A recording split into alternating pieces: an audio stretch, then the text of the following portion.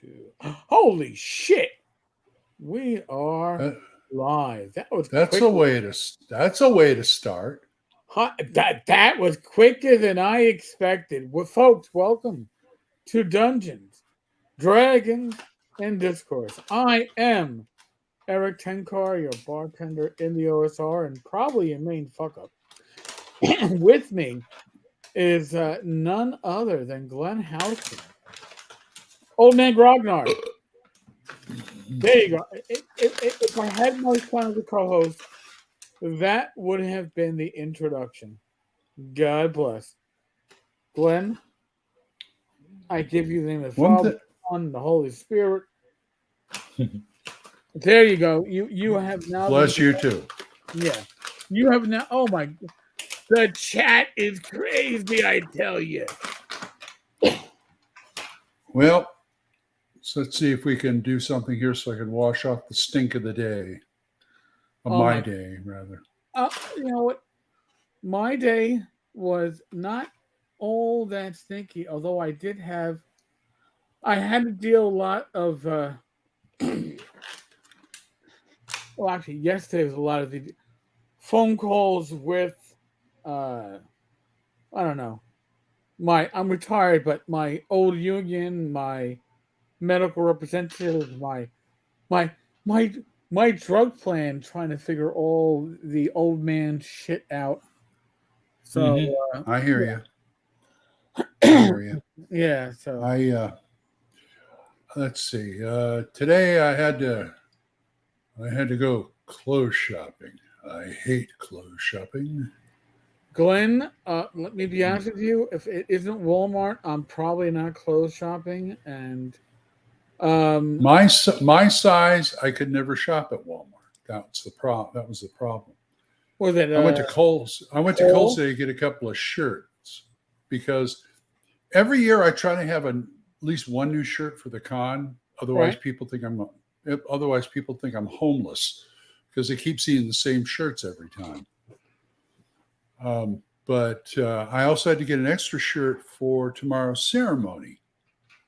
Whoa! Ceremony? What's going on tomorrow? Yes, tomorrow. Remember Gage, my grandson? Tomorrow he graduates high school. Excuse me, folks. I'm gonna blow the language barrier here. Holy fucking mother of shit! I remember him when he. God. When he was 14, yes. Yes. He's 18 now. Barely in junior high school. And now he is graduating high school. So what you're telling me is that the young man is a man. Congratulations to him, by the way. Yeah. Well, when you see him at the con, he'll be a graduate. So.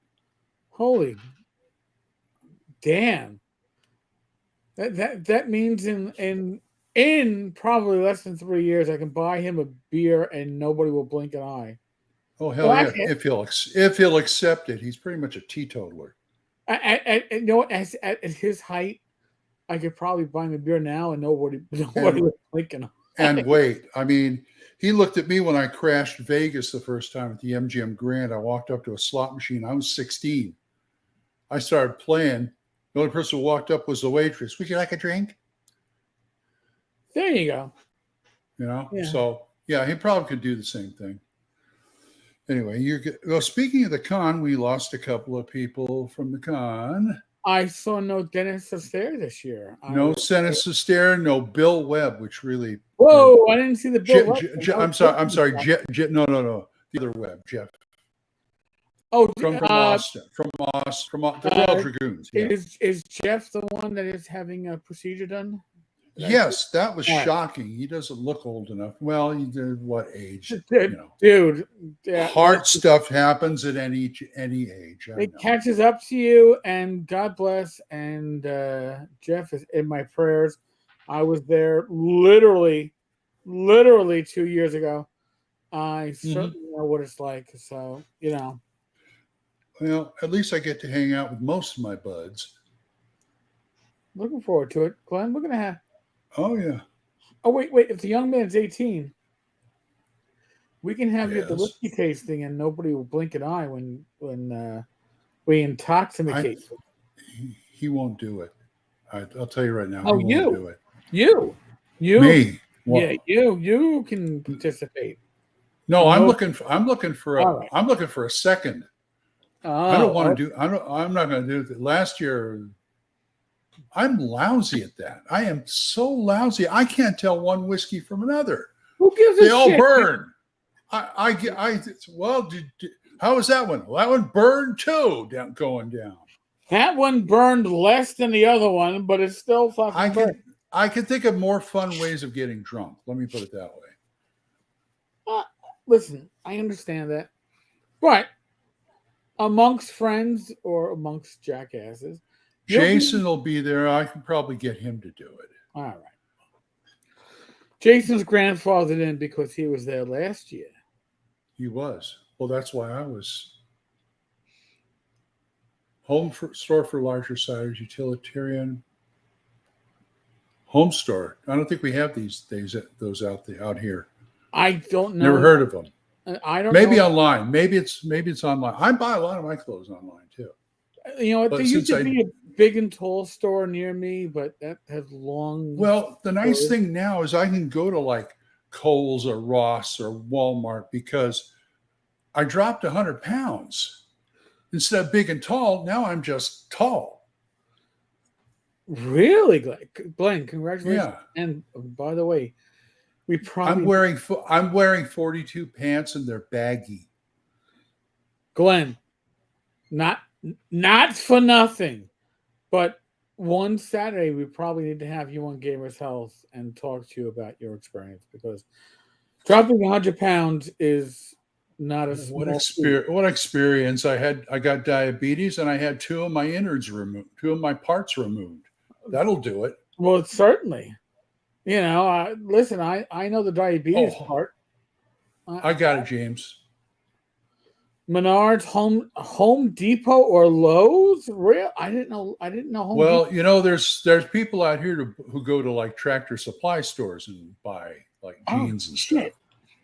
You can do that. We have that up in the Poconos. Holy crap. For cheap.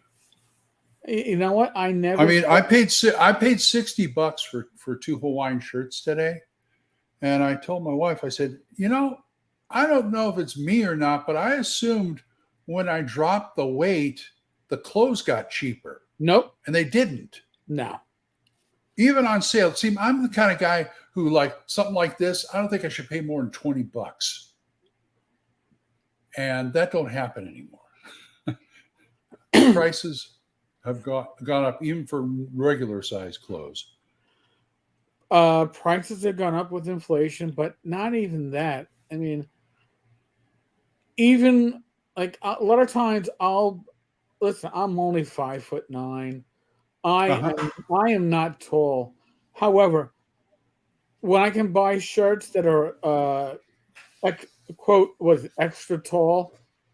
So I will buy an extra large and extra tall because it's extra length for me to carry my firearm if I'm carrying concealed because I don't need the extra width going, but I do often need the extra length for the concealed carry, as a retired cop. But usually it's easier to find something that's a double X and just say I'm wearing something. You're right. A bit more tent-like. Hate to say that. Other than that, I've been I've been trying to crank out these pictures like crazy, so I can get them to Mark. I'm like 3 pictures away from finishing, and I could use the money for the con. So I'm drawing portraits for his NPC book for Gangbusters. I was about to ask you, is this fantasy or Gangbusters related? But this is... And now here's the thing.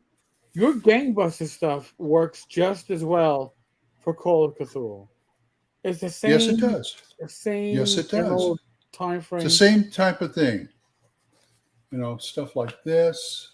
I don't know if you can see that. No, I can. Yep. Yeah, there you go. Anyway, yeah, he wanted me... I did 20 for him, okay? I did 20 for him, and then he said he liked them so much, and I gave him some backlog I had from last year. Right. And he said, "Can you do another 20?" I said, "Same terms?" "Yeah, $50." Okay.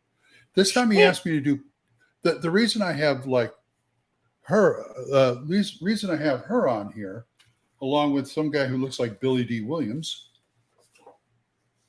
is the fact that he said, "Can you draw people of color?" And I said, yeah, but I don't think that suits my style. I might get in a lot of trouble doing it the way I do it. He said, "Well, draw a couple. Let me see." And he looked at him. "Oh, those are fine." Okay. If you're happy, I'm happy. There you go. James Seymour, semi or wheel gun? I prefer carrying my 5-shot wheel gun. I'll be honest with you. My 9 is a bit heavier for my hip.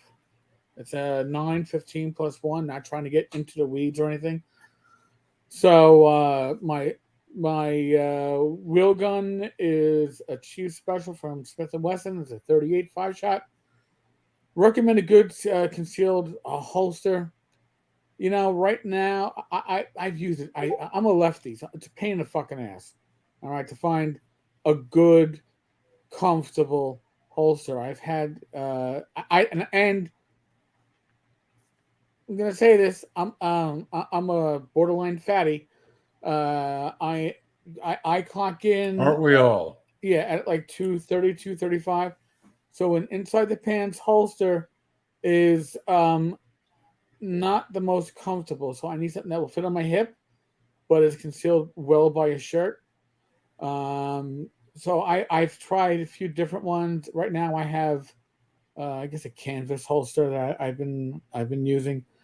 So I couldn't tell you the manufacturer of it at the moment. I'd have to look. But my if I'm wearing my 9, which I will do on certain appropriate occasions, I just wear a bigger shirt. There we go. Yep, that's me. Paul, cursed with the family giant gene. I don't know that gene. Again, I'm 5'9". Well, actually, I don't know. I'm cursed with some families' giant genes since I'm adopted. Well, there you go.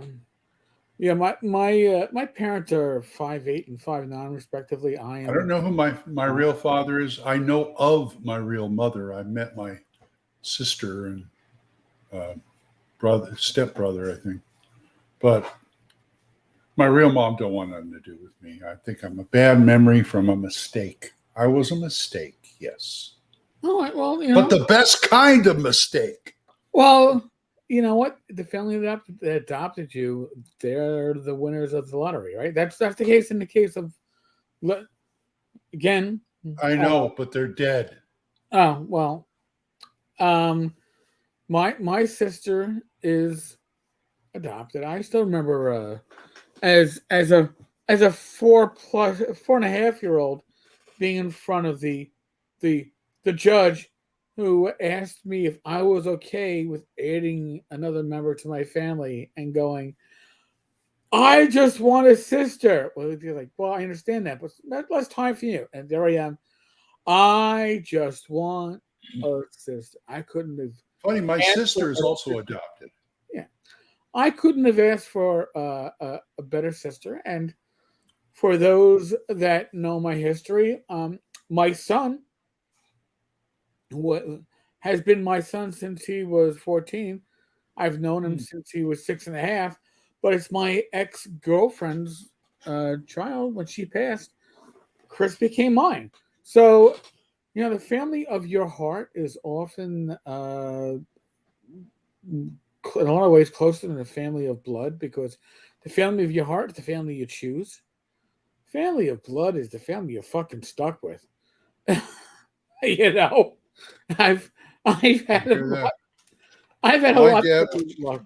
My dad was about 5'6". My adopted dad was about 5'6". Lanky, kind of wiry. Right. You know, okay, you know that 70s show? Yes. Red. That's my dad. Okay. That's my dad. Right I know the show. And it's funny because his name is Warren, but back in Illinois, his nickname was Red. Really? Yeah. Well, And he had sandy blonde hair. They called him Red. I don't know why. And my mother was 5'4". She was this little Italian woman. Italian. Mm-hmm. Yeah, big old English guy like me, growing up amongst an Italian and a Swede. Well, there you go. Look at this conversation about off-duty carry, or sorry, not. I still say off-duty carry because I'm retired, but yes, John, there are some good channels on it. Here's the problem with holsters. My personal opinion is 4 out of 5 that people say that are comfortable, especially for your 9, if it's a full size 9, or full of shit. They aren't comfortable, especially if you are carrying a few extra pounds. And although I am not clocking in at my height of 292, I would probably be better served at around 200 to 210. And again, I'm around 230 to 235. So I'm about 30 pounds, heavier than where most medical professionals would like me to be. So as a concealed carry owner of those evil fire / arms, a comfortable fit is hard to find sometimes. I just saw a story. It says here, I'm looking at my Kindle. It says Port of Long Beach shows an uptick in containers arriving. Well, so that means my arriving or unloading. Which one is the unloading? I think, but that means my copy of Hyperborea will be here soon, right? Yours and mine, dude. Holy shit! I mean, where is my? I'm gonna hold this up because it probably is not gonna show up too well on the screen. But there we go. Through Sunken Lands. Now I am giving out. See, it's good to be a friend of Tenkar. I'm giving this out to my old gaming group. Here it is. My old gaming group from high school and college. We get together every year for the last 20 years, pretty much since 9/11. 13. The Gathering of Fools. We get together, and once a year to remember a friend of mine that we lost during 9/11, and his birthday was in May, I believe. So we get together at the end of May or early June. So everybody's going to get a copy of Through Sunken Lands. Why Through Sunken Lands? Because I want everyone in my gaming group who these pains in my asses have been bitching for a number of years. They want to play D&D again, but they also want to have pretty much gaming on demand. Like we can, last moment we're going to get together. Kind of like EverQuest was, where we all just go, hey, you ready to game for a bit? And Through Sunken Lands, I will allow them to do a swords and sorcery type of campaign, which they're certainly geared toward. And at the same time, have characters that are stronger than the average person. And it's a system built on the premise of pick up and play. Hey. So, use the Midlands. Midlands, I love the Midlands. Right now, by the way, most of the Midlands stuff is 40% off in PDF. Listen, if you want to help, dare I say this, if you want to help your favorite bartender in the OSR, go to tenkarstavern.com, shop via the drive-thru. Click through there. Near the top of the page.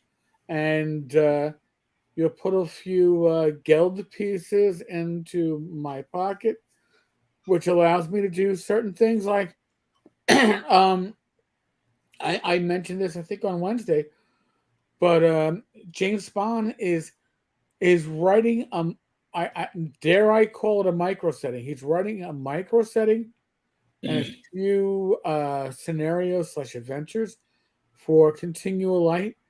and I didn't expect much from it. I'll be honest with you. I was expecting a small project. It was going to be a stretch goal for Continual Light, which Jeff Jones was going to kickstart for us this summer. And I think James is at 10,000 words and going strong, and hasn't even started the adventures yet. So it might be its own project. I don't know. Who knows? James is a force of nature. God bless him. Yeah, like a hurricane He's a hurricane. Yes. or a tornado if you're where I am. I'm just trying to catch up. Oh, sorry, Aaron. I missed your. I think I missed your comment. John Corriera, the former preacher guy. I don't know him. Could be. Does anybody actually game in person these days? James, that's a good question. I do. Glen does. I do not. I game on Monday. By the way, and I'm going to say this flat out. People like Joe the lawyer amaze me. Joe games probably 4 or 5 days a week. Wow. I know I game on Monday. I am thrilled that I can game on Mondays. However, the reality is I live stream on Wednesday, Friday, and Saturday. Thursday nights I do a hangout on the Discord server. That's So, right. and I'm there every other, yeah. except for last night, which I totally forgot about. I was busy trying to draw. Oh, that's okay, Glenn. No, don't feel bad. And I game on Monday. So really, what nights do I have left? Thursday and Tuesday, and I am married. So the fact that my beautiful bride, my wife Rach, allows me to spend 5 days a week in relation Oh man, you know what? The minute she got hooked on North Texas, I knew you had it made with her. Oh God, yeah. As far as gaming goes. Oh my God, yes. So my wife tolerates it. She doesn't game, but she tolerates it. And I have a combination of online and face to face. Every other Thursday, I got Matt Evans' Right. game, and once a month, I run Hyperborea for the group on Mondays, which usually we're running Carlos's Eberron game online. But once a month, I get to run them through Hyperborea. So it's like I said, it's a combination of both.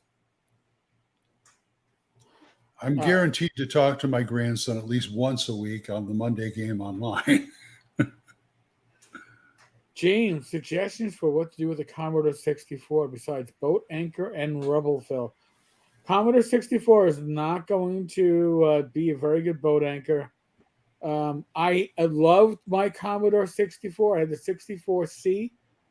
That's the 64 with the keyboard that was more professional. I sold early 90s to a coworker. So I never understood that keyboard. So what to do with it? I don't know. I did most of my RPG computer gaming on a Commodore 64, Gold Box games, and a lot of SSI games, and was it not infographics? In whatever the Zork games and Hitchhiker's Guide to the Galaxy, those text adventures. Oh, I played that on the Mac, and the Leather Goddesses of Phobos. Yes, that too. I mean, the Zork games I never finished. Any of the text adventures I never finished. There was one called, I think it was the something I, but it was a great. They didn't say it was, but it was a great like Call of Cthulhu as a Zork game. Oh shit, it was pretty good. That sounds. You're a student on campus, and you're going underneath the Student Union, and there's goofy Lovecraft stuff up there under there. Sorry, folks, trying to catch up with the chat. It's okay. Okay. It is okay. Okay. By the way, my first quote computer was a Coleco Atom. And if you don't know what a Coleco Atom is, it was basically a Coleco video game system that came with a dot matrix. No, not dot matrix. A daisy wheel printer and a DAT, digital audio tape drive. Which I remember those. Yes, which we all thought that was the future of the world, right? Digital audio tape. But the daisy wheel printer was as loud as anything, and did not have the ability as matrix to print weird shit. My girlfriend had a Mac Plus, and she had a dot matrix, and that thing was loud, boy. Oh well, whack whack whack whack whack whack. But the Coleco Atom, I'll be honest with you, most of what I did, I played baseball on that with a ColecoVision high-end controller, because that was my my relief when I was 18, 19. It was, my parents certainly tried. I shortly thereafter got the Commodore 64C. So, and then I got my first 486. I started on a Mac Plus, but I remember my friend, he didn't have a Commodore 60. He had a VIC 20. Oh my God! Yeah, the one before the 64. And we used to play games on that. See, my experience with computers before the Commodore 64 was a Commodore PET in my junior high school with that green screen, or a computer at my father's work. He worked for the New York Telephone Company at the time. And I played that infamous Star Trek game where the mission was the infamous James T. Yes, the Kobayashi Maru. Kobayashi Maru, where you always lost, and you would play that with punch cards. I remember playing that. Eric, do you theater the mind game or use a VTT or some other visual method? All right, so I will touch on this briefly. A number of years ago, back when Roll20 was but a baby, but it was post Kickstarter, and I was up and coming on the blog side, I was reached out to because I would talk. I would on the blog. I would talk about my sessions on Roll20, and they asked me if I would do a recording, and since I do a recording every day at this other channel, right? You would think, oh my God, Tenkar doing a recording, like, I don't know, eight years ago would have been amazing. Well, I informed them that although I used Roll20, I basically used it the following way. I use it as fog of war. So I throw a map down, throw it in the fog of war. When the party goes through my adventure, I reveal the parts that they've seen. I use it for dice rolling and little else. Conversation at the time was on Google Hangouts, and I was a minimalist with Roll20. And when I sent them back that email, you know what the response was? Absolutely jack shit. I had no response to that. They didn't want to know me from hell. So, now here we are in 2022, and when I roll on Roll20, I want to try Owlbear Rodeo. I haven't tried it yet, but when I run on Roll20, which I am very comfortable with, what do I use? I use the same thing. Fog of War. I will use the dice roller. I will use the pointer system. So I will have myself or my players point on the map where you are. What are you doing? I don't use counters. I know that sounds fucking evil. And I may or may not use character sheets, and I may or may not use handouts, but very, very rarely and very few if I do. So I am a minimalist. Well, Owlbear Rodeo is great, except you got to get used to a couple of things. One, you can't do like character sheets like Roll20 does. Right. And the only thing I really, really miss is there's no chat function. You have to go on like Discord to talk. Yeah, well, or something like that. Roll20's chat function, all due respect to Roll20. We use it all the time. All right. My experience with the chat and video of Roll20, and this is going back a number of years, was that when we went with the chat and voice function of Roll20, and we had gamers from across the country, including, I'm going to include Canada as part of America because on the same continent, you would get somebody's video but not their voice, or you would get somebody else's voice but not their video, or it was such a fucking horror. So we haven't tried it. Honestly, well, maybe it's because the Monday game we just use the voice. We don't do the video. So okay. So generally, like on our Monday game, right, Paul. I'm working with my wife to tolerate it. Yeah, there you go. On our Monday games, which is when I game, we use a Discord for voice. We don't generally use video. But if you use video, it's going to be through Discord.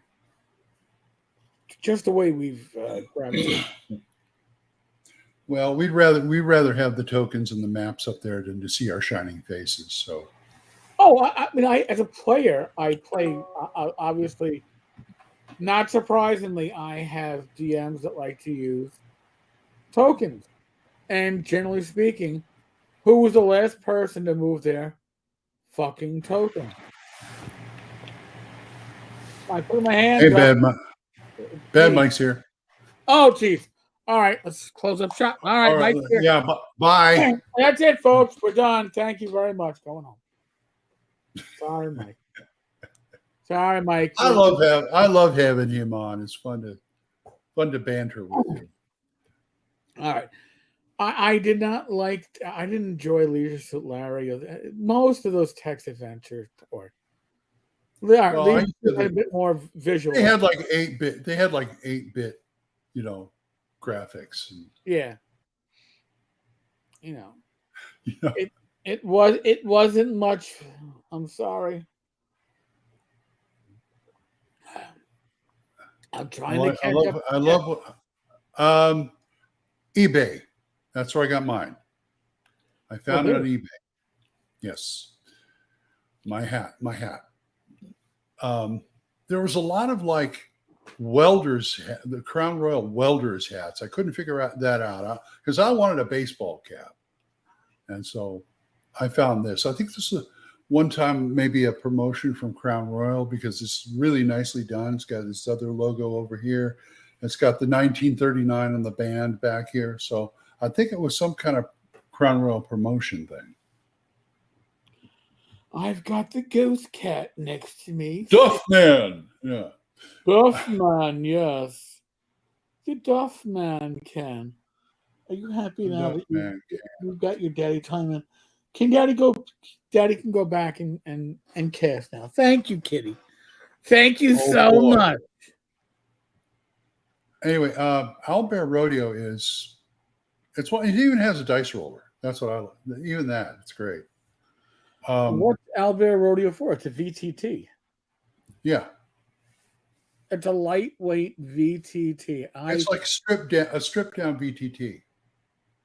And what's weird is instead of having like on Roll20, you have the layers that the GM has. If you want to put Fog of War, you put in another layer, and then you can like manipulate it on the screen so they don't see stuff.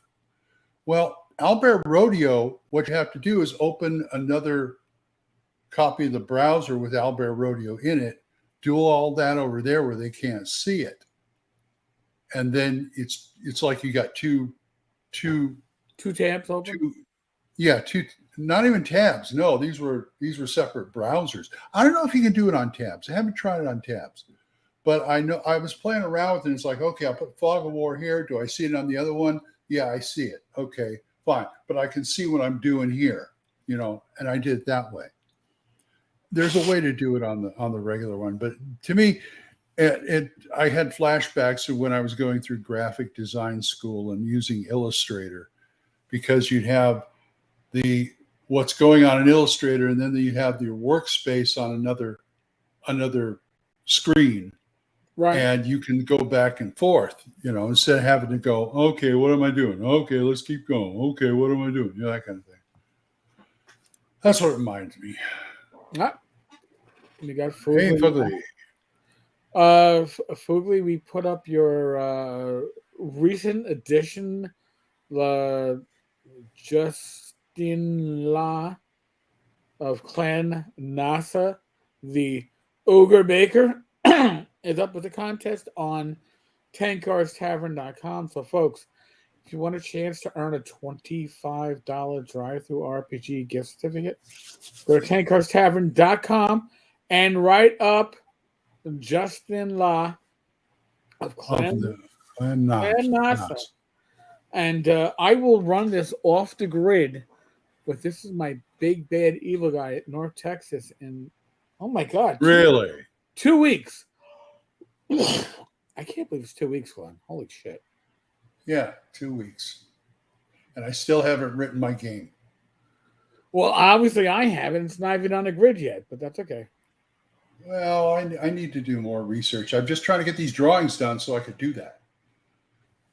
That's enough. My excuse. That's my story, and I'm sticking to it. I like your story, Glenn. It's a good story. Oh, yeah. Always is. I'm a great GM. You heard it here first, folks. The Master Baker. Yes.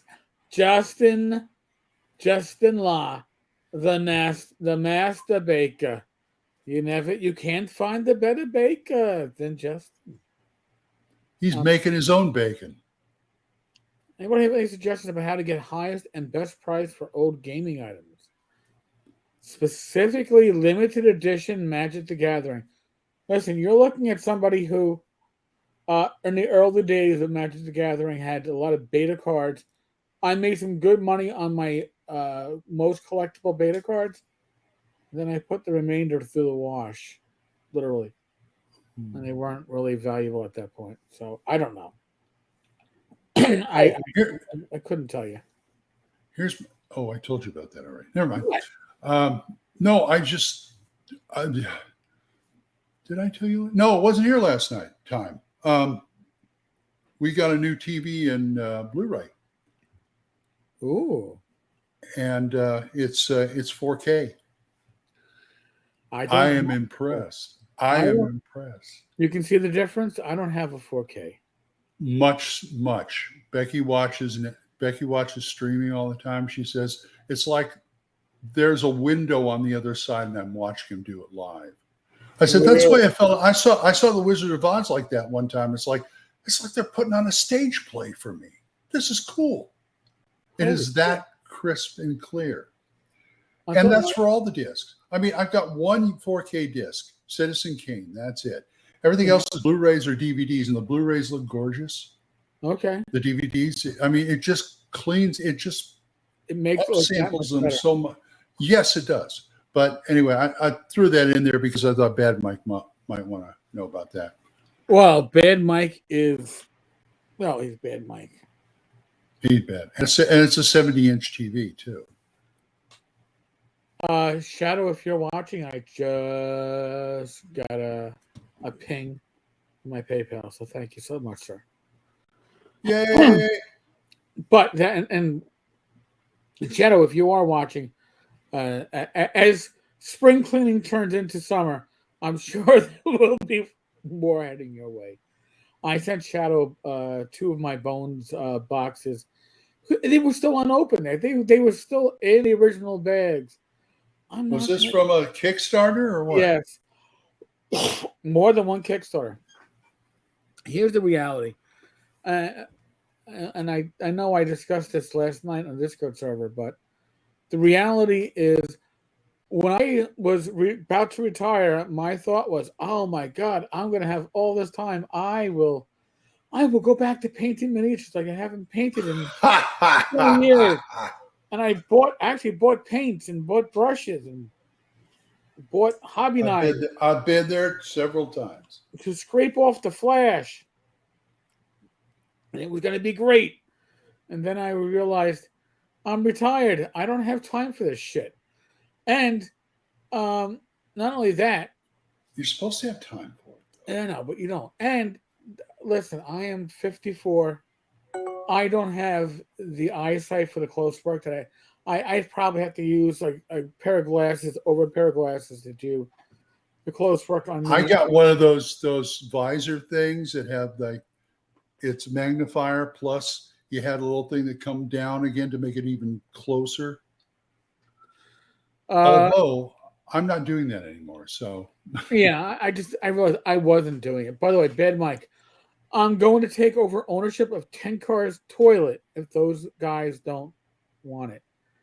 Mike, I would be very happy to sponsor Tenkar's toilet. Oh my God. For the sponsorship I'm doing for North Texas, maybe one of the bathrooms can have Tenkar's toilet as a sign over it, sponsored by Erik Tenkar. There we have an idea. With Bad Mike in there, be the guy who hands you the towels. Yeah, oh, here's your hot towel afterwards. The Reaper Bones Kickstarter are the ultimate and aspirational gamer buying. Here's the thing. Shadow, if you're listening, just so you know, I didn't even find my Reaper Bones 1 Kickstarter stuff, and that's probably equal to at least the 2 Kickstarters I already sent you. There is a dragon that's like yay big. I have no idea. Multi-part. I got to find all this stuff and get it out of my house and make my wife happy. You know what I did? You know what I did recently? What's up? I gave Gage all of my miniatures. All of them. That's not bad, man. That's not bad. I went to tokens. I'm never going to paint these. Yes, exactly. And so finally, I thought. I mean, I kept the box with the paints and stuff in it because it's a nice tackle box and I can use it for something else. But he's never going to paint them. But he's got a D&D club now, and he's going to be running games over the summer at his school.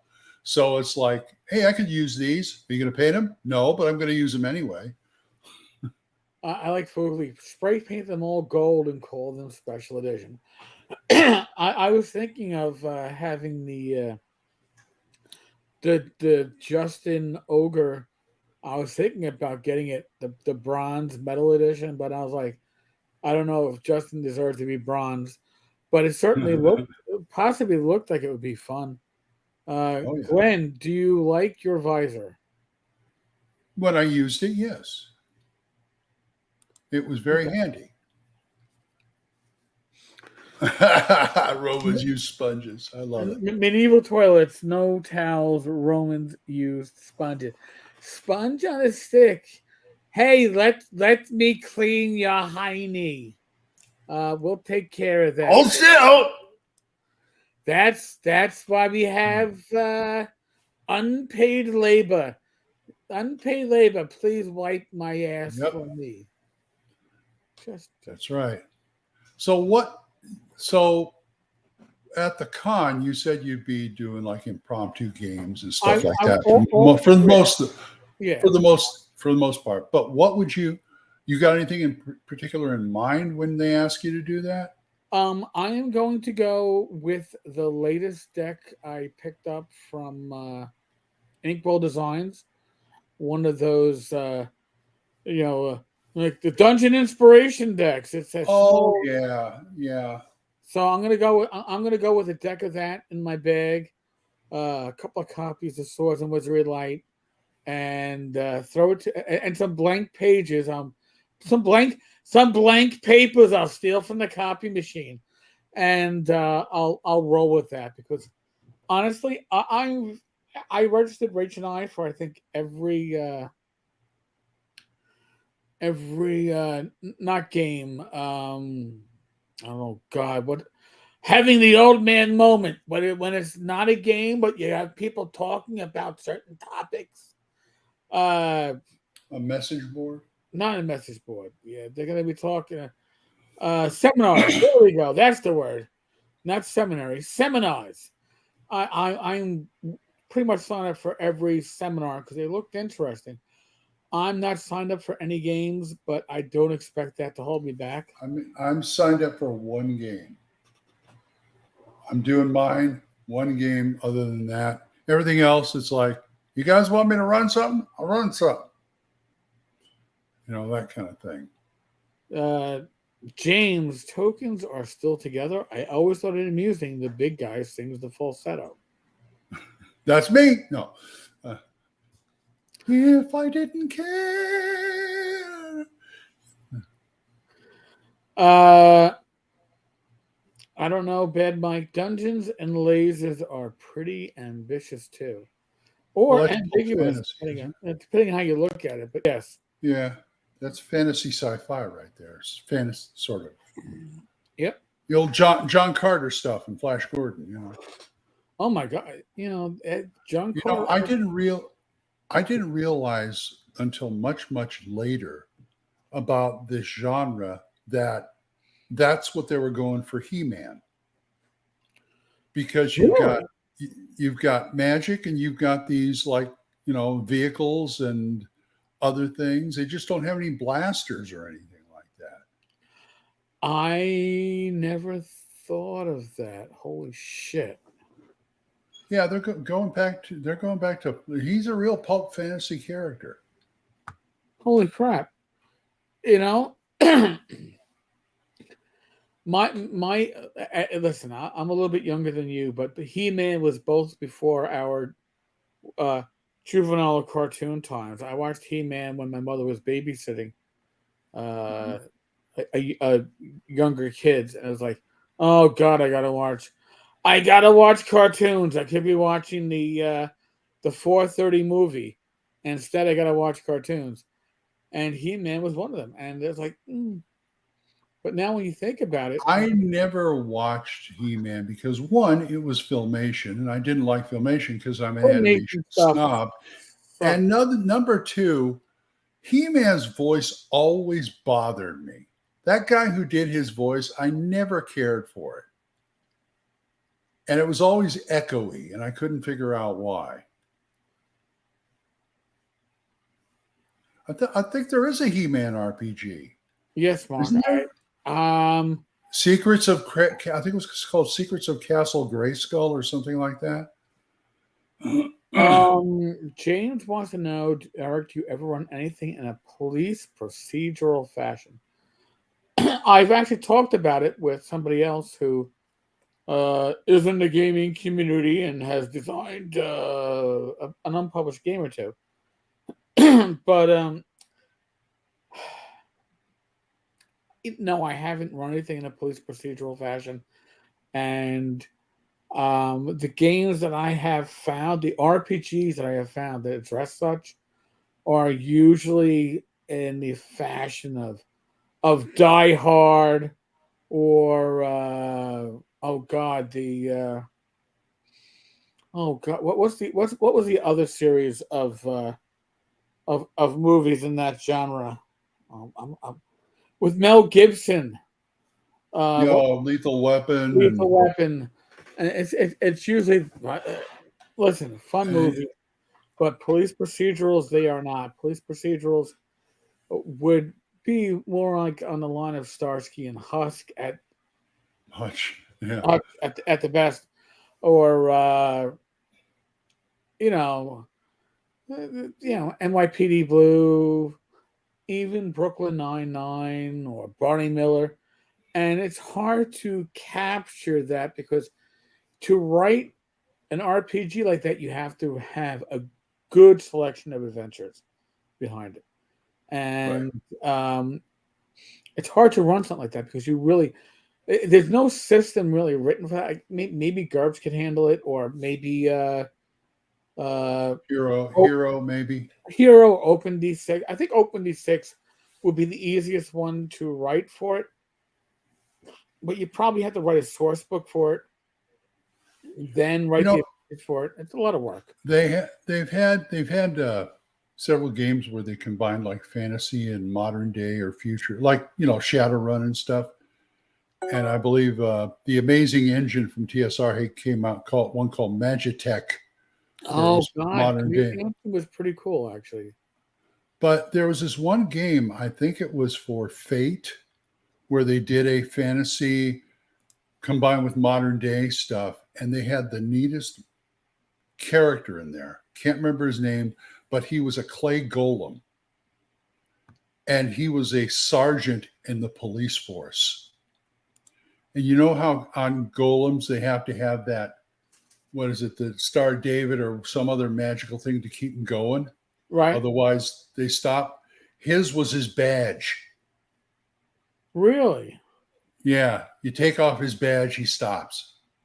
But other than that, put it back. And other than that, he's just like a regular cop, He's got super strength and all the other stuff that the golems have, but he's, he carries a gun, he's got a holster, he's a cop, he's a plainclothes cop. Like something out of Law and Order or something. Interesting. Again, Shadow, thank you. I saw something pop up on my watch notification, and I figured that was you.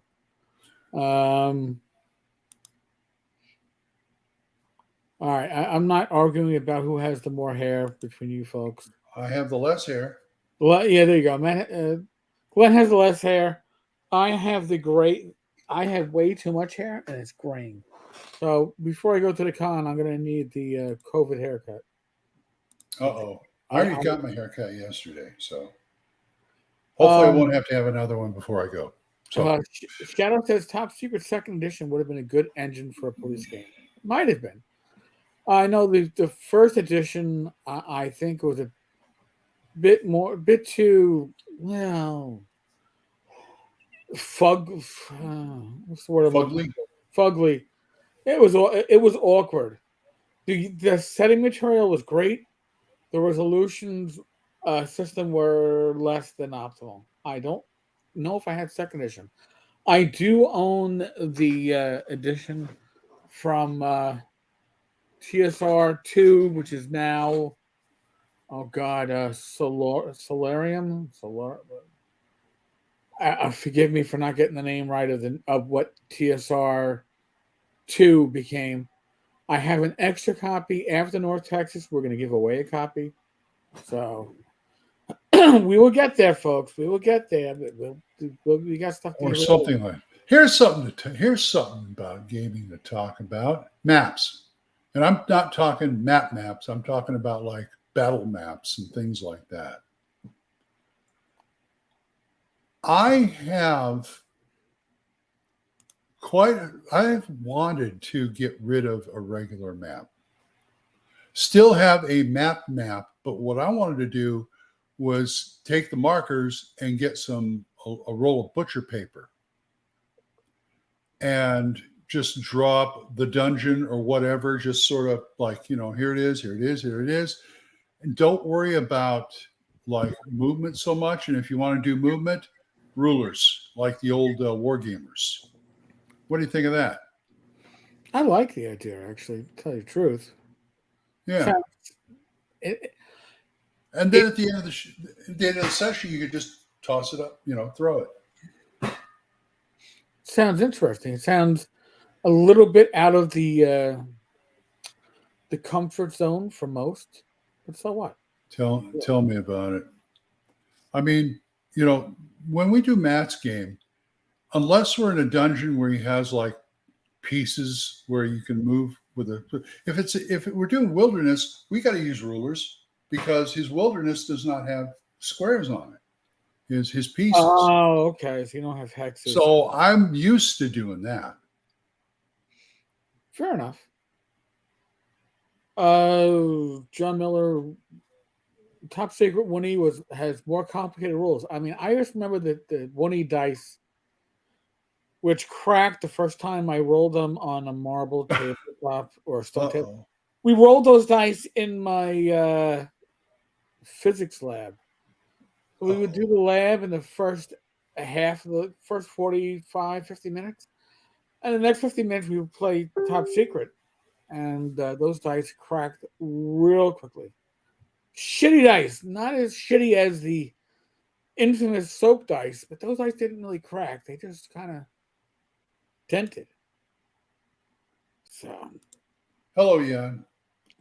Solarian Games. Thank you, John, for correcting me or giving me a more qualified statement that I could not properly pronounce before. Obsidian, how is Top Secret New World Order?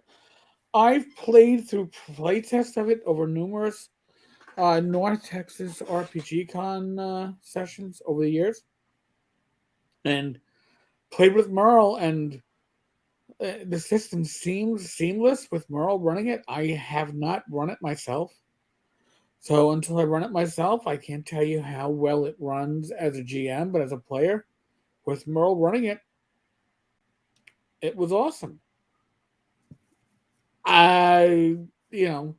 Make or break always happens when it's in your own hands. So I don't know. I haven't gotten there yet. That's right. Yeah. Hello. Welcome. That's right. They are. You know I what? forgot about that. Like Christmas paper and stuff. He's right. Yeah, they're marked on that on the back. That'd be even better. It's cheaper than certainly cheaper A than battle mat. getting Dwarven Forge. I have a battle mat and I have a Mondo mat that I never use. Mondo mats, let me tell you, if you're ever staying over somebody's house and you lack a blanket, use the Mondo mat. Really? It's that big. Yeah. Damn. You can cover my bed. We got a king size bed and you can cover it with it. All right. Those are like $100. Oh, well. Okay. I still have a gaming mat that I thought I was going to use like 15 years ago. It's still in my closet. You know, the type that you roll out and it's like, I don't know, yay big. Yeah. Used with erasable markers, and I've never used it. I've got one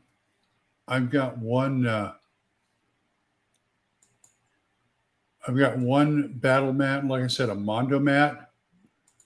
And the Mondo mat I don't use, but the battle mat is what I got it from RPGA. It was a gimme from RPGA at one time. They went out to everybody. Really? In fact, I had two by a mistake, and I donated one to my Monday group, so they're using that down in the basement.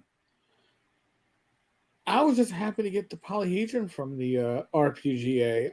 I wasn't a member for very long. Well, I've got a couple of cool things like the Fist of Emrakul and the battle. I'll always take a battle mat. Sure, you give me a battle mat. It had the RPGA logo in the corner. It was cool. It's just your regular battle mat, but Right. I still think it's cool. Damn.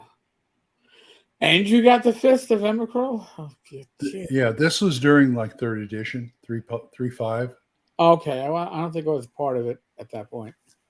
Yeah, I was playing at RPGA at the time. I allowed my RPGA to expire. I wasn't getting points anyway because I wasn't going to cons. Well, we'd have weekends at the game store, and it's like, at the time, you know, if you don't play D&D, you're not playing. That's all they would. When I first got here, that's all people would play is D&D, and this was before Pathfinder.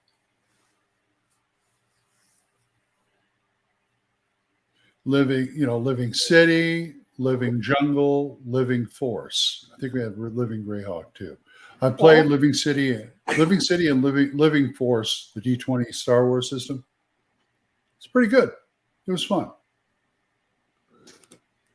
Glen, you can get a heavy clear vinyl couch cover material at craft sewing stores. Buy it large enough to carry valuable maps. Oh, interesting.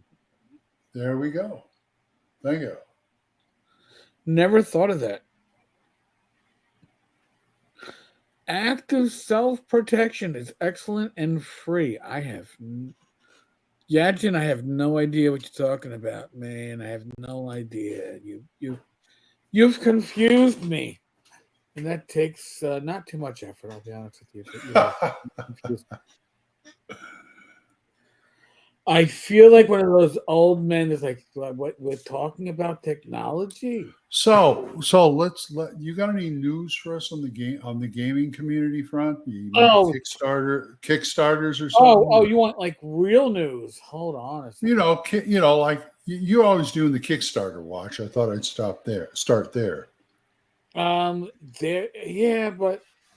well, listen, the Kickstarter that I'm actually interested in, it's gonna probably surprise folks. I'm gonna throw this up because it's not one of the big Kickstarters. It isn't one of the ones that is I don't know, making the big moolah right now and rocking and rolling the world. But I've always liked Jim Pinto's work, and he has a good book for bad GMs and a book of GM inspiration. And looks like fun. I mean, I'll be honest with you. Do you need it in print? Probably not. Get it in PDF. Read it on your iPad or your tablet. I think it's $19 for the 2 books. Let me check. 2 books? $19 for PDF versions of both books. There's 2 books? There's 2 books involved in this. I think that's a pretty good deal. He's already he's at 14.5 with 12 days to go. It's a quick Kickstarter. It's only 15 days. So there was is this system agnostic? Yes. Good. Because you want to keep me from looking at anything. Throw 5e on the cover. I won't touch it. No, this is system agnostic. I see so many cool things, and it says for 5e. Forget it. Ideal for D&D, OSR, Fate, Powered by the Apocalypse, Savage Worlds, and others. Ooh, so it is nice. System agnostic. So good. Not a bit. That is one I think is probably going to be under the radar to a large extent, but certainly interesting. Certainly worth taking a look at. Here, I'll do something even better for you. I'll take the link and I'll put it in the chat. Oh, I thought you were going to kickstart it for me. No.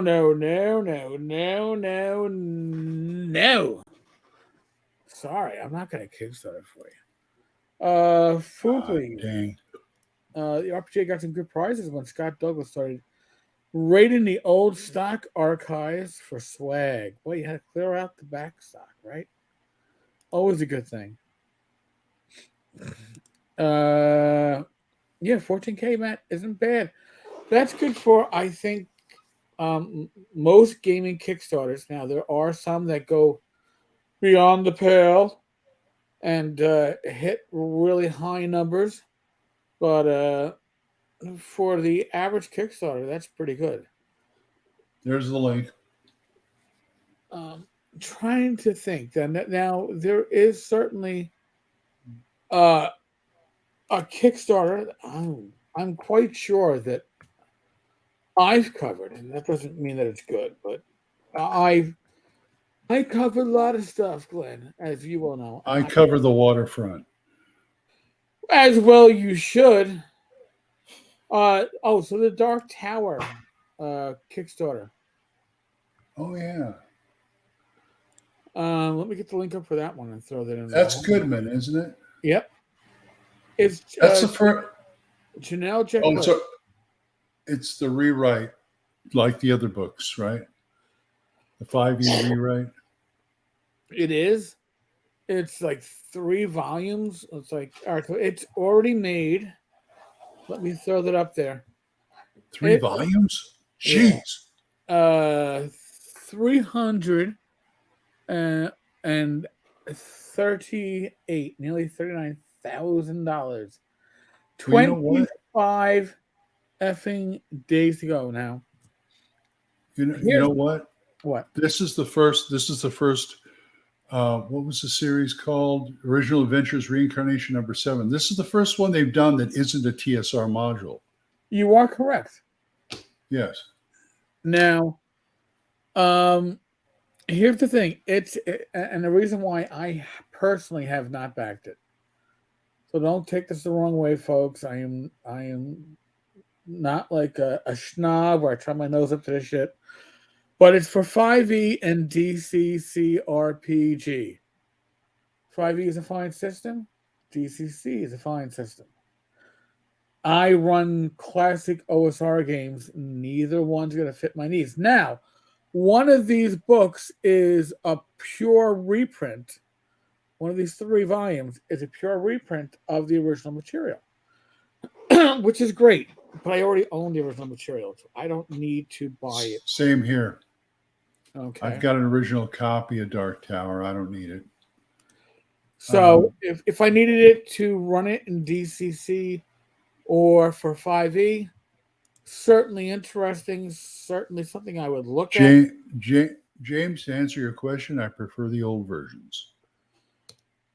Yeah, I mean, or wait a minute, OSR. I guess he's assuming that these things, not every OSR rewrite. Yeah, even an OSR rewrite, most of the time I can't justify buying it if I already have the original. Right. Now, Goodman does a great job of cleaning up. They do. I mean, I'm not saying they don't. I think I own. Of the prior 6 releases, I probably own 4, maybe 5. Mm-hmm. But here's the thing, and I've recently figured this part out, is that since I already own the originals, do I really read the new edition? I kind of look at it and I go, "Oh, this is nice." It's much. They're always adding. They add new stuff, but I look at it and I go, "Oh, look, new material, fun," and then I won't really read it because here's the thing: am I going to run this? Probably not. And I'm certainly not going to run it for 5e or DCC. So do I need 5e? Can certainly, and I say this on the blog post, 5e I can easily convert to the OSR, but I already have an OSR/classic version of it. Do I need to buy it again? If you don't have it, this is an affordable way to get it. Yeah. I am not saying otherwise, but for me, and I'm not saying I am pinching pennies, but I am retired. We've mentioned that already, but I am retired. I can't suddenly say, "Oh, I want to make all these purchases. I can make an additional 8 hours of cash overtime and buy what I want with that money." No, my money is what it is. So this is something, again. Now, they are adding new material. I believe the Chosen Sons of Set is a new adventure, but it's not the classics, right? So do I need it? Personally, no. Would you want it if you play DCC or 5e? Or are you willing to convert new material to an old system? Sure. Like Glen and I said, we have the originals. For us, there's really Night, Shadow. much of an incentive. Shadow, be good. And enjoy your dinner, sir. Enjoy your dinner. Yes, I prefer physical. I prefer both physical copies. I want a physical copy, but PDFs are great to hand out to my players if I need to get them a rule set real fast. Yeah. And here's the thing. I mean, I'll be honest with you. I like having physical copies of pretty much everything, but when do I do most of my reading? All right, well, I do most of my reading either away in the Poconos, in bed, sitting in the car when Rach has an appointment. So all that reading happens on my iPad. Well, I have a PDF. I can look at it, and again, my eyes are not what they were 20 years ago, Mm-hmm. or 30 years ago when I was buying the originals. A PDF I can zoom in on. So much easier. So much of a better experience. But I still love those physical books. Now that being said, do I have too many physical books? Yes. Yes, Yes, I do. me too. I think that's a lot of us as gamers. I pared down, but I still, have stuff. And in 2 weeks at the end of the con, I'll have more stuff. Always more stuff, and Well, as the years go on, though, it gets less and less. less and less more stuff. Yeah, I've dropped like $400 to $500 at the con before, but last year I came home with money. I was surprised. Oh, that's kind of like going to like Vegas or Atlantic City. You Yeah. go with money. Like, if you go with $1,000 in your pocket and you come home with 500, you're like, I came home ahead. So Yes, it's always but I came home with like $100, and I was like, cool. Now I can do the Hyperborea Kickstarter.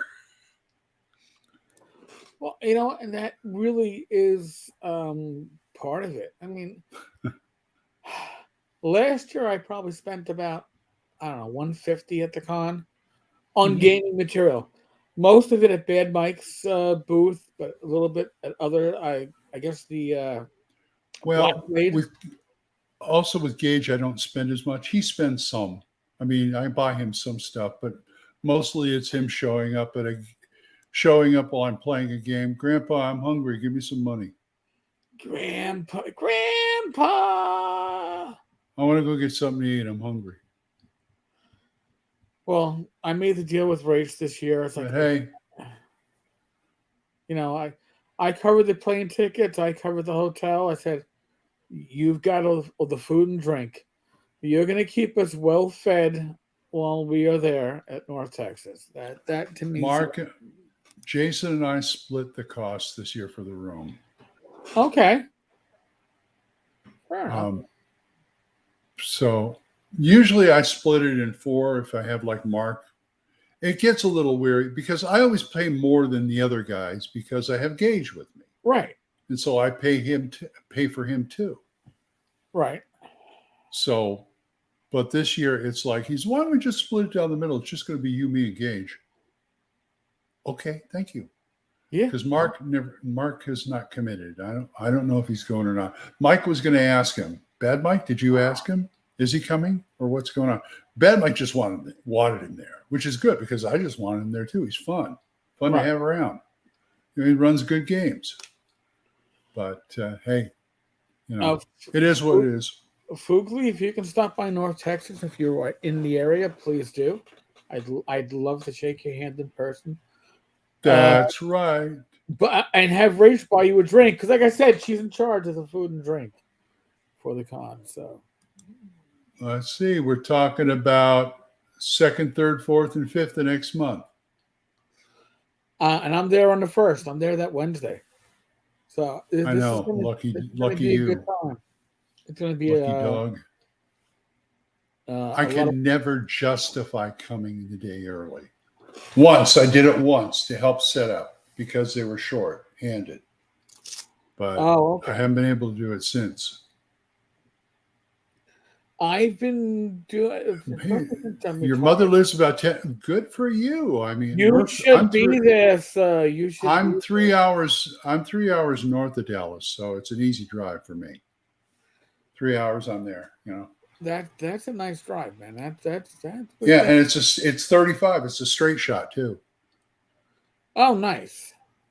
Unless you want it, yeah. But then I have to deal with the constant construction around I-35. They're always got construction going somewhere. Okay. So that adds like a half hour to my travel time, I think. He's 5.5 hours away otherwise. You know what? Good. That's about a good drive. That's about me to TotalCon. TotalCon's about maybe a hair under 5 hours for me. But if I can drive it, I'd much rather drive it. I-35 is always a mess. Yes, it is. Well, actually, it's not so much of a mess. Well, it isn't a mess until I get to Denton, which is the start of the Texas Dallas Fort Worth suburbs.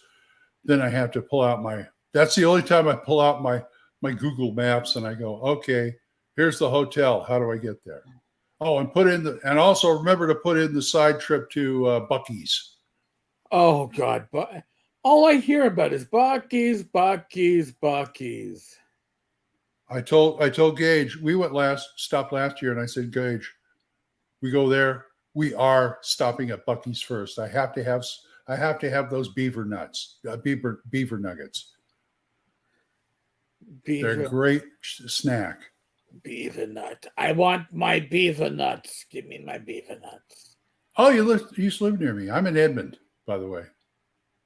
OKC Edmond. James, we have 2 seasons here. Winter and road construction, they sometimes overlap. God bless you. That's right. Buc-ee's. This year I'm getting a t-shirt. I've seen videos about Buc-ee's. I've never been to Buc-ee's, but I've actually watched YouTube videos. It's really close to the hotel. It's not very far. It's like 20 minutes away. Really? And it's on the way too. So. Oh, so Fugly lived in Shawnee for 27 years. Oh, cool. My grandson lives in McLeod. He used to live in Choctaw. So, Mike, are you going to cater to the convention with with Buc-ee's? Buc-ee's breakfast tacos. I want a breakfast tacos. Hey, doesn't Buc-ee's cater? Buc-ee's cater? That'd be cool. Can I get them to deliver via Uber? Can I get Uber to deliver? You can buy beaver nuggets on Amazon too. Really? Yeah. Tempt me. I mean, hey, to me, it's just more. It's arbitrage. It's arbitrage. People go there, buy it, and then sell it on eBay or on Amazon and eBay. By the way, folks, Glen Hallstrom at eBay. If you ever want DVDs or Blu-rays, check me out. Anyway, Mike says Buc-ee's has better food than the hotel. All right.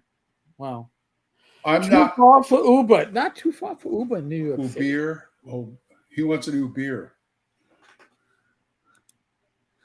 I want an Uber too. Uber. What a great beer. Bathrooms. Okay.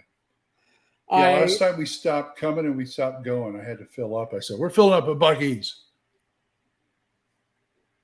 It's gas and I guess it gives you gas at the same time. You can buy gas. Gas and go. But you can buy food for gas? All right, never mind. Maybe my jokes are horrible. Oh yeah, I gotta find. Do you have Mike? Do you have some kind of list or anything up of the food trucks that are going to be there this year?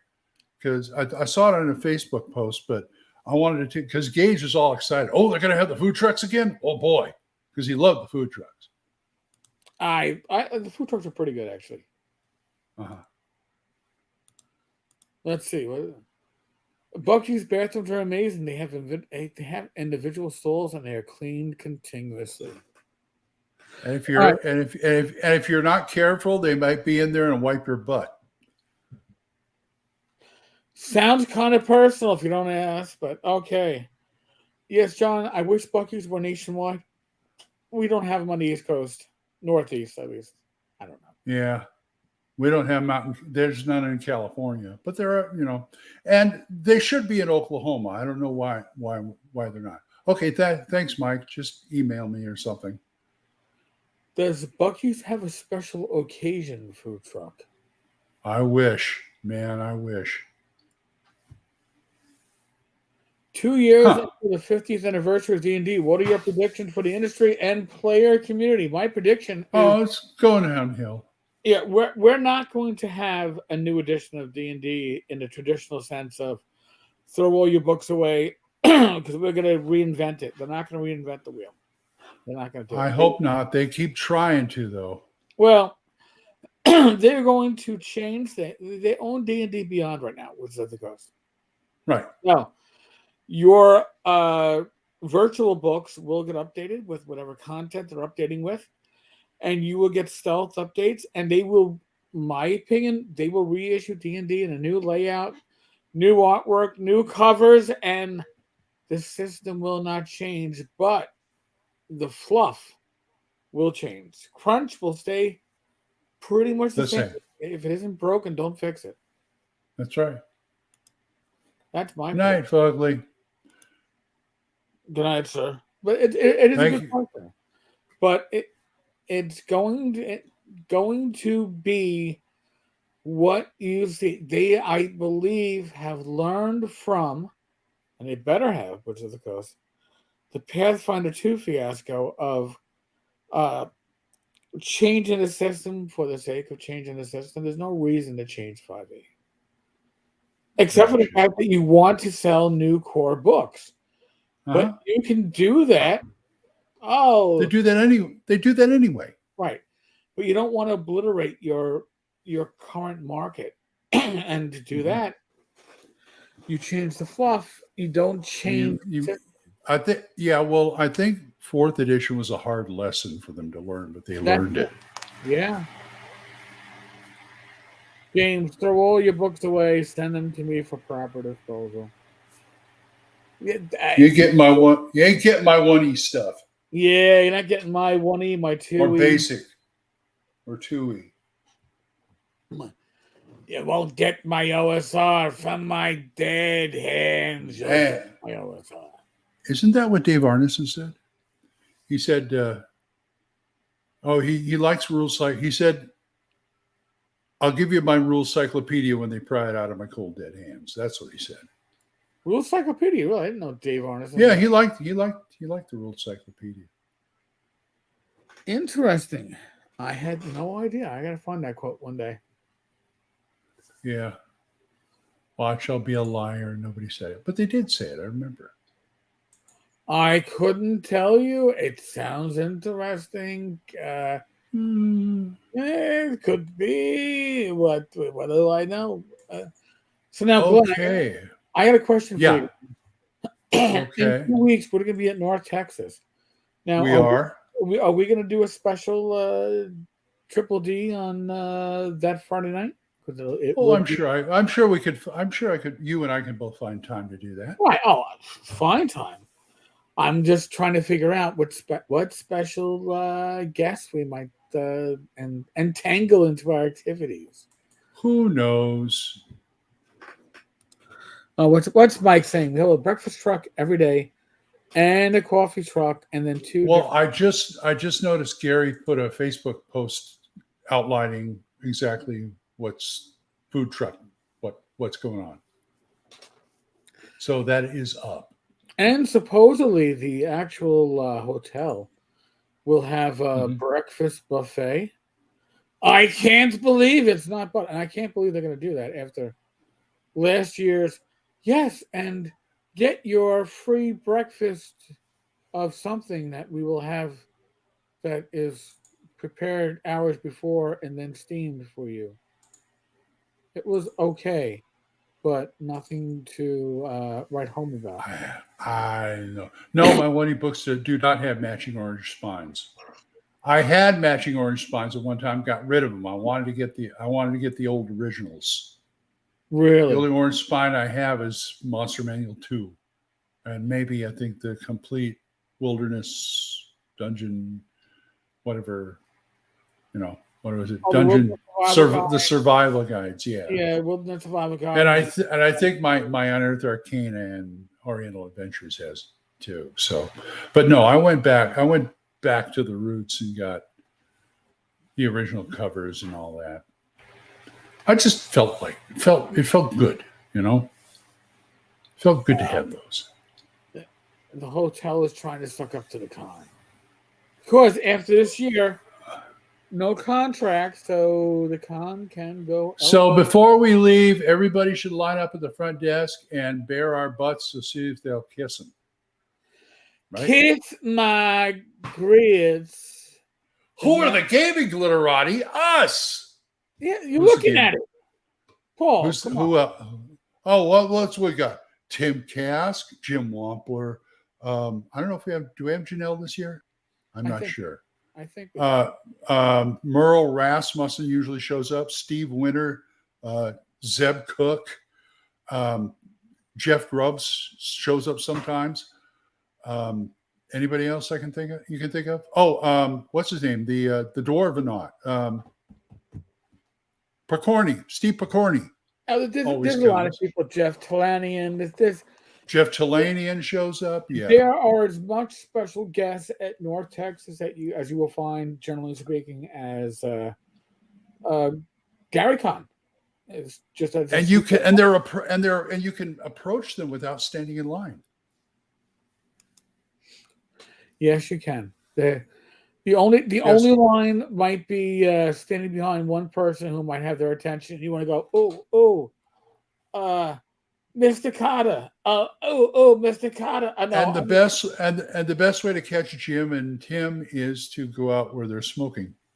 Oh, that goes for a lot of people. If you want to catch a lot of the old timers, be prepared to go out onto the smoking deck area. Yeah, that's where they are. Paul, I'd love to see you in 2020. I'd love to see you this year, but if you're not going to make this year, yes, you do. James, isn't the special guest to Norms about 1 in 10? Probably. maybe 1 in 20. It's probably get this. 3 dozen. Here's Bad Mike's putting the list up. There's Ed list part 1. Casey Christopherson can kiss my ass. God. Chris Clark, great guy. Jason Hobbs. I was surprised to see Jason Hobbs here this year. Let's say hi. Skeeter Green. I can't believe they made Skeeter Green a special guest. Oh, yeah, the Frog guys. Matt. I think Matt Fitch is going to make it. John Hirschberger, Jason, Alex Cameron, Diesel, of course. Steve Marsh here comes every year. So James Shields, Jeff Talanian, Bill Webb, Steve Winter, also Alyssa Faden. He says, "I don't see." Oh heck! Who are you looking for? I was looking for somebody on that list. I was looking for Matt Finch. Matt Finch is on the list. Matt Finch, yes, of course. Your Finch is on my list. I said hell hasn't froze over, so Matt Finch will be there. There you go. So, so we've got a whole lot of people, and practically all of them run games. Yeah, Dennis is there canceled. I saw that earlier. Yes, today. he did. Levi's work is amazing, and I notice Errol Otis isn't coming this year. Mike and Liz Stewart though are. My former colleagues, yes. Yes. James wants to know, what about that Tenkar guy? Well, that Tenkar guy will be there. I am not a special guest, but I am sponsoring because that's how much I believe in this con. You don't. Hey, you don't need to make me easily. No, easily. No eating. There will be Tenkar, but this is not going to be a special guest Tenkar. It's just going to be regular Tenkar. Have you heard if Mr. Spawn is coming? James is not coming. James has a newborn child. Oh, I didn't know that. Congratulations to him. Yes. Go out to him. Now, would you like to guess the name of his son, being that he is a fan of Lord of the Rings? Saruman. No. Oh, Jesus. No. Sam. Sam is the name of his son. So, but no James this year. Maybe next year. I think they should have called him Saruman. Yeah, Saruman Spawn. Sam Spawn. Samwise Spawn. There you go. Pete Spawn Spawn is coming. I want to meet him. I want to meet the other Spawn. Pete's good people, man. I like his stuff. I used to have all this stuff. I had to sell it because my wife told me to. James, yes, Tenkar is not a special guest, but is a special guest. And I'm not a special guest either, but I come in on the short bus, so I I'm was just going to go there and special. I decided not to, but I'm just special. I like James saying he tried to name him William Bew, so he get away with calling him Bilbo. Oh my God! Yeah, you know what? I would have done it. Would your spouse have allowed it? I think James's wife knows him well enough to go. You want to name him what? There's a reason why. Let me figure this one out. Yeah, no, that ain't happening. It ain't happening. It can't be happening. Here's an interesting story. My oldest son, Derek, or stepson, I should say, before he was born, Becky and her husband Dennis had a heck of it. He couldn't think up a name he wanted. And she finally said, "How about Derek?" You know why she said Derek? One of his favorite shows was Star Blazers, Space Cruiser Yamato, Derek Wildstar. And so he says, "Okay, Derek." And that's how I got named Derek. That's interesting.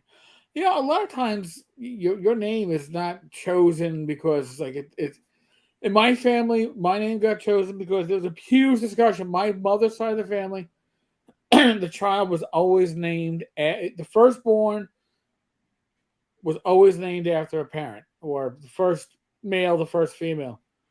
And my father, born in Yugoslavia, in a Germanic Janelle area. is coming. Janelle Jacquez is coming. Yeah, okay. I thought so. Cool. So my father's name is Siegfried, and my father's response to my mother's family saying that I should. So they called you Roy.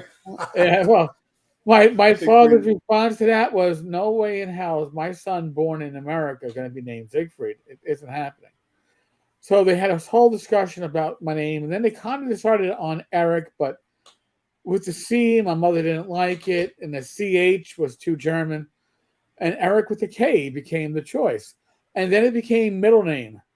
And when it came to middle name, my father caved and said he doesn't have to use the name if he doesn't like it. Nobody has to actually know it. So my middle name was Siegfried. So it's Erik Siegfried. It would be my first and middle names. Yeah, I know. My name was picked out of a baby book. A baby book. Yeah, you remember those? Those are still handy if you need names of characters. But yeah, and then I picked my sister's name out of the same baby book when she was born 3 years later. When she was adopted, I should say. Okay, fair enough. I mean, they liked Glen. They said, "Okay, Glen," with one N, because two is too much. No two N's. Yeah, that's how I tell people Glen Hallstrom. One N, two L's in Hallstrom. I had a friend that she used to be Michelle, one L. It's like, is it that big a deal? Yeah, it's like, all right.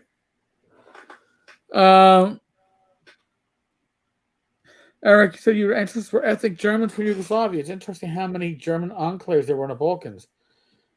He may have been from Slovenia, right near Austria. It was from Goce. Goce, God see. God see because it was a big lake. So the Gocheyas, as they were known, spoke German, Goche, which was the local dialect of German, and usually Slavic, because a lot of these towns had German and Slavic names, and both languages were used and intermingled. So they were there. Yeah, it was Austria until World War One. Then it became Yugoslavia. So they considered themselves ethnically Austrian, I guess you could say. Mm-hmm. I think the history goes back hundreds of years to the Protestant Reformation. A bunch of Catholics, Catholic nobility didn't really like the changes happening in what was turning into Protestant/Lutheran Germany, and took himself and his people to his lands in Austria, which was Catholic, I don't know if I have all the histories right, but that's basically my understanding. And after World War II, ethnic Germans in a communist country where Germany, as a bunch of fuck ups during World War II, ethnic Germans were told you're leaving. And my grandmother already had relatives over here in this country, so they sponsored, which is a whole other, I guess, story we could get into if we weren't going to be non-political, because you had to be sponsored back then, right? You had to have somebody saying, if we'll take the family of four to come in from Yugoslavia, and we will be responsible for them, as opposed to the government being responsible for them. So, Well, that's nice of them. fine. So that's my history. My father's side. My mother's side was here since the turn of the 19th, 20th centuries, like early 1901, 1902, around then. Also, my mother's side was German, not just ethnic Germans, but they were from Germany. So I'm a Germanic mutt. Glen's just a mutt. No, he used to be a mutt. Now he's 99.99% British. Oh my God. With a sliver of Russian. You've got a sliver of Russian? Yes, like 0.00001%. You know what? I gotta do those 23andMe tests. I got them. That's how I found out. It was Ancestry.com, I think. I think she did the 23andMe too. Right. But I found, I'm adopted, but I did find some of my original relatives out in California, and one's in Mississippi for some reason. Interesting. So that's the proper spelling of Siegfried. No E at the end. That is my middle name.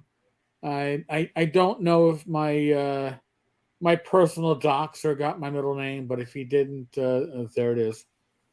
Everybody should have a personal doxer, not just a personal doctor. You should have your personal doxer. My personal doxer is Justin. He's wonderful. I love him so much. Okay. So what do you got planned for the rest of the summer after North Texas? After North Texas, I plan on doing two things. I plan on Poconos is probably in there somewhere. Yeah. Plan on starting to run this at least once a month for my old gaming group, like I said, through Sunken Lands. But do I still have it next to me? I guess so. I plan to run Borderlands and Beyond and other material for RuneQuest.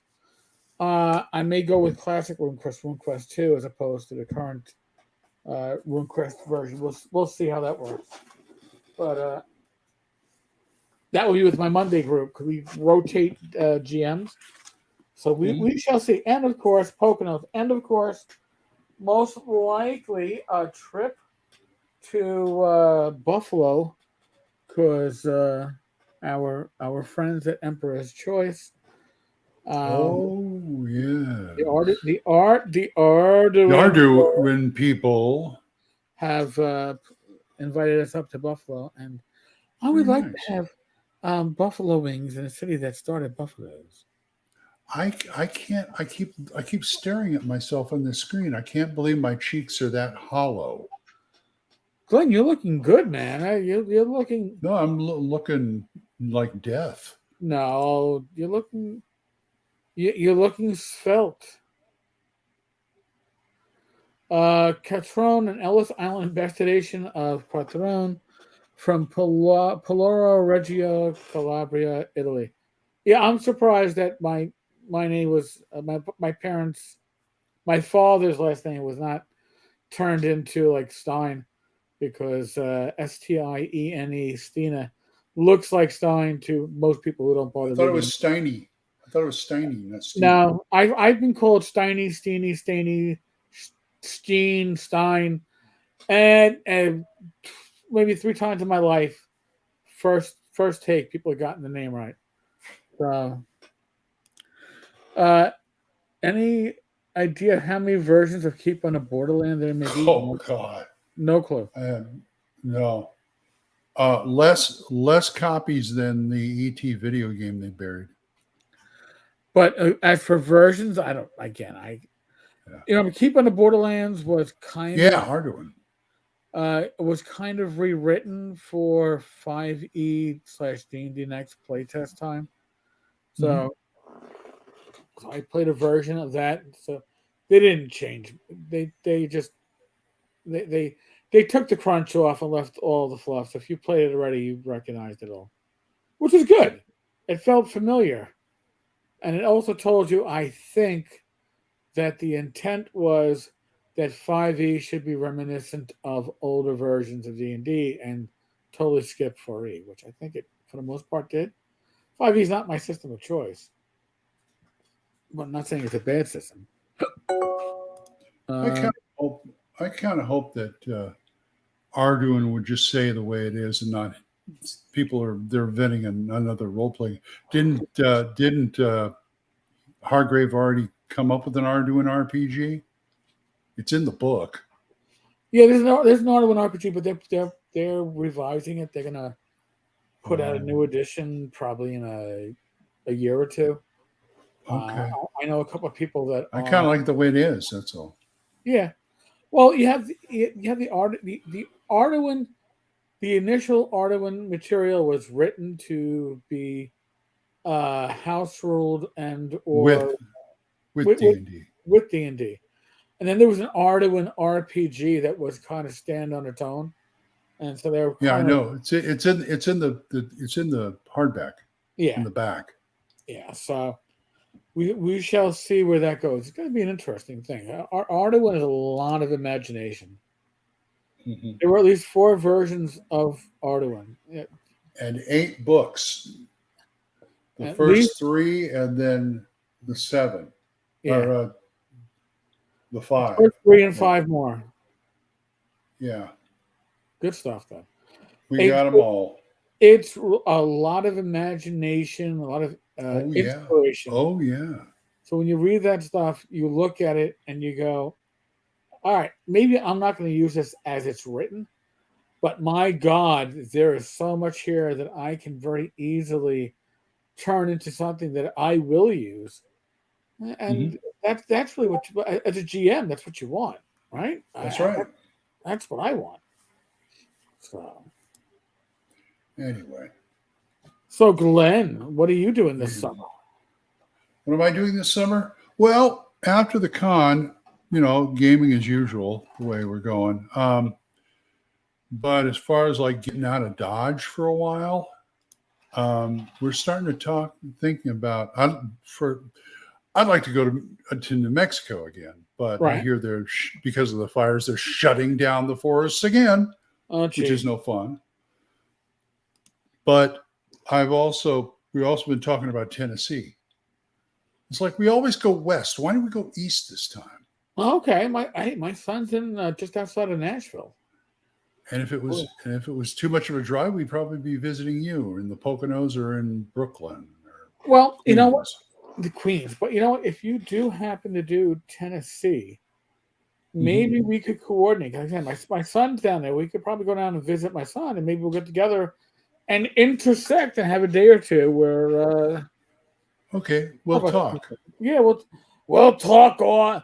We'll talk off the cast, folks, so you don't have to listen. Okay, because there's a lot. We're thinking of taking the grandkids too. Okay. Because I wanted to see Memphis. I only was in Memphis for one night. I want to see Memphis. We wanted to see Nashville, and there's Dollywood and Graceland and all that other stuff. And there's a lot of history there, which Becky likes. American history. Okay. Paul wanted to know if Wednesday is the only regular Discord night. Actually, that's Thursday. Way back in the day, but way back in the early days we started Wednesday. We started up with Wednesdays, and that was when it was a text chat using Chatling. But because of my work hours, it switched to Thursdays, and we just kept it there. Yeah, and I do a live stream with Bad Mike on Wednesday nights at 8 p.m. Mhm. Friday nights, 8 p.m. It's either myself with Glen or myself with the Random Generated Party, which is me, Joe the Lawyer, Rob And Conn. Yeah, whoever you can and grab. we had Joe What Block. is he's gonna grab me? So That would be fine. Saturday nights at 8 p.m. Rach and I do Gamers Help. So the last 4 nights of the week, I'm involved either doing live streams or doing the Discord hangout. So we keep things busy. I swear to God. Oh, by the way, if Randy and Joe are listening, I'm still available because last time I texted, I don't know, I forget what it was. Was it in a chat or whatever? They said we should have you on Biggest Geekus again. I said sure. Oh, I'll go on Biggest Geekus, no problem. I might even drag my buddy Tenkar with me. Yeah. Biggest Geekus is a great cast, folks. If you haven't caught it yet, it's a great podcast. We can grab Bad Mike. And he'll stink up the place. Oh my! But I'd be like, I can't handle the smell, you know. But I said nothing. Anyway, I think we're about time to wrap it up, don't you think? Yeah. No. So certainly, folks. As usual, the live stream works as well as it does because of the guests in the live chat. James says, "Bring Gage for a guest." I wish. I can't even get a guest slot. Oh, are you talking about the random? Yeah. You know what? I've tried to get Gage to come on to these before, and he won't do it. I don't know if they can handle the 3 of us. That was Bad Mike. Yeah, you never know. Yeah. He may have a point. You possibly have a point. So listen, I've already covered the live streams that I do.